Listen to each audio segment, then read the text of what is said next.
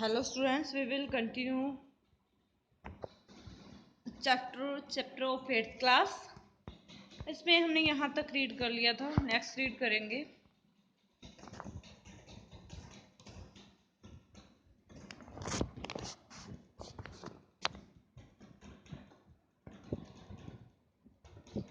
Okay, September didn't see how that was going to do her very much good, but they were 8 to 1 and all older than she, so she said nothing। जब उसकी sisters आती हैं, है ना, तो वो अपने sisters को बोलती है कि इस प्रकार तो ये लिटिल जो बर्ड है वो मर जाएगा, कि ना ये खाता है, ना कुछ बात करता है, ना सिंग करता है। बट वो कहती है तुम तो इसके लिए अच्छा कर रही हो, ये इसका मतलब जिद्दीपन है, ऑब्स्टिनेट होता है जिद्दी होना।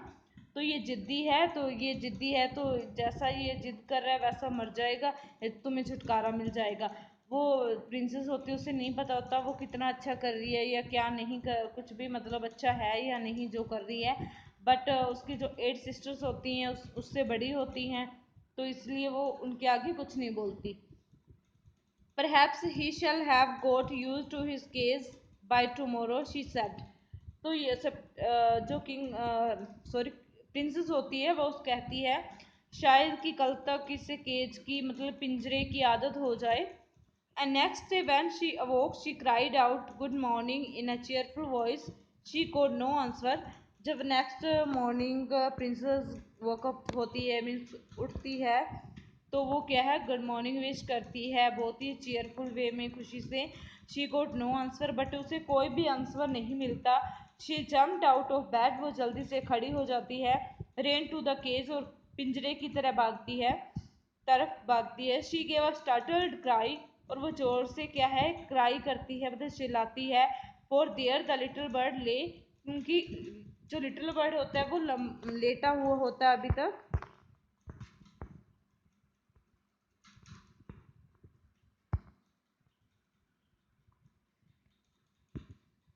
एट द बॉटम, केज के बॉटम, नीचे जो नीचे वाला साइड होती है उसे बॉटम बोलते हैं। बॉटम पे लेटा हुआ होता है।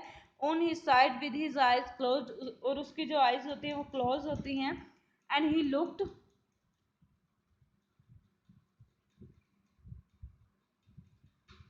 As if he were dead, वो ऐसा लगता है उसे देख के जैसे वो मर गया हो। She open the door and putting her hand in lifted him out.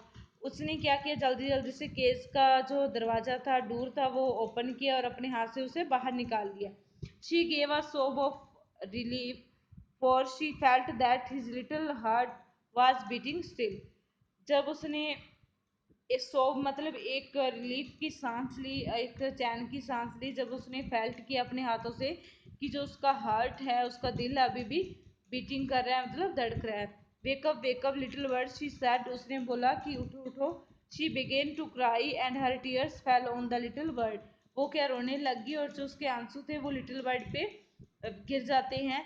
He opened his eyes and saw that the bars of the cage were no longer around him। वो अपनी आइज ओपन करता है तो देखता है कि अब cage की जो बार्स है वो उसके चारों तरफ नहीं है। I can't sing unless I'm free, and if I can't sing I die, he said। The princess gave a great sob।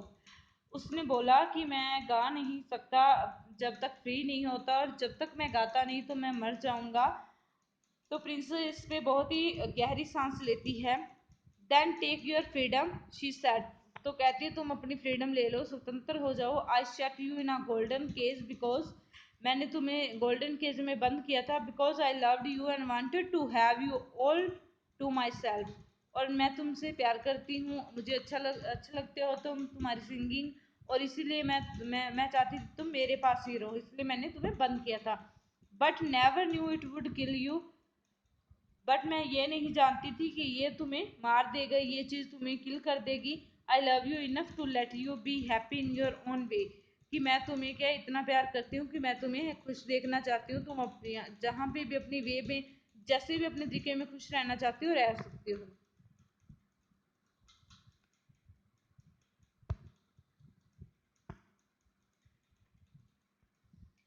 She threw open the window and gently placed the little bird on the sill।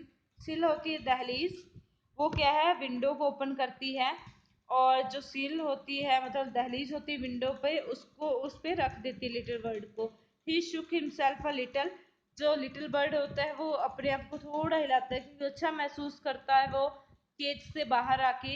Come and go I you will little bird she said. और वो कहती है कम आओ और जाओ अपनी will will मतलब अपनी इच्छा के साथ जहाँ तुम जाना चाहते हो जा सकते हो। I will never put you in a cage any more. कि अब मैं कभी भी तुम्हें केज में पिंजरे में बंद नहीं करूंगी।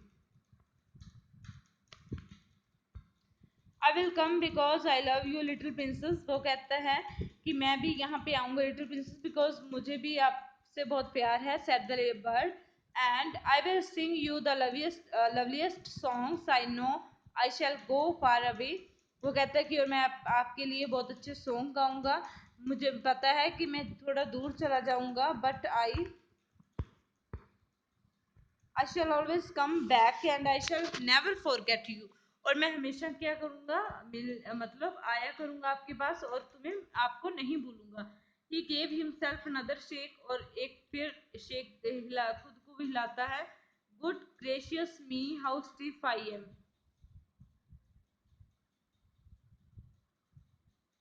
वो कहता है कि मैं कितना कठोर हूँ तुम दयालु हो। He exclaimed.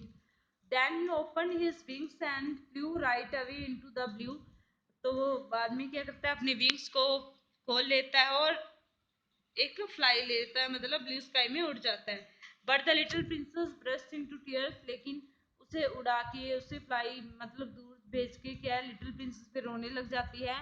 For it is very difficult to put the happiness of someone you have love before your own. तो ये बहुत ही मुश्किल है अपनी खुशी त्याग देना किसी के लिए जिससे आप प्यार करते हो। And with her little bird far out of site she felt all of sudden very lonely. जब उसका जो लिटिल बर्ड है बहुत उसकी साइड से मतलब उसकी आंखों से ओझल हो गया तो उसे बहुत लोनली फील हुआ अकेलापन फील हुआ।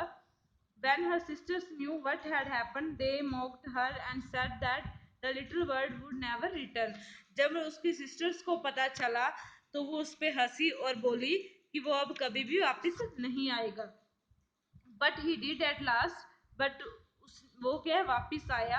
And he sat on the September shoulder and ate out of her hand and sang her the beautiful songs he had learned while he was flying up and down the fair places of the world। वो आया उसके कंधे पर बैठा उसके हाथों से उसने खाना खाया और उसके लिए ब्यूटीफुल सॉन्ग गाया जो उसने सीखा था कब जब उसने फ्लाई किया था up and down fair places अच्छे अच्छे प्लेसेस वर्ल्ड के अच्छे अच्छे प्लेसेस में विजिट किया था और वो सॉन्ग वहाँ से मतलब ग्रास्प किया था या सीखा था।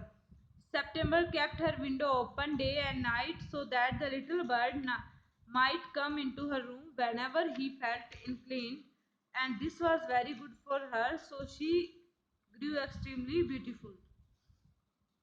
तो जो प्रिंसेस थी वो अपने जो रूम की विंडो थी हमेशा ओपन रखती थी ताकि जो लिटिल बर्ड है वो आ सके ठीक है और उसके साथ टाइम वो स्पेंड कर सके। तो इस जो उसकी मतलब उसके प्यार ने लव ने उसके अफेक्शन ने उसे बहुत ही अच्छा बना दिया।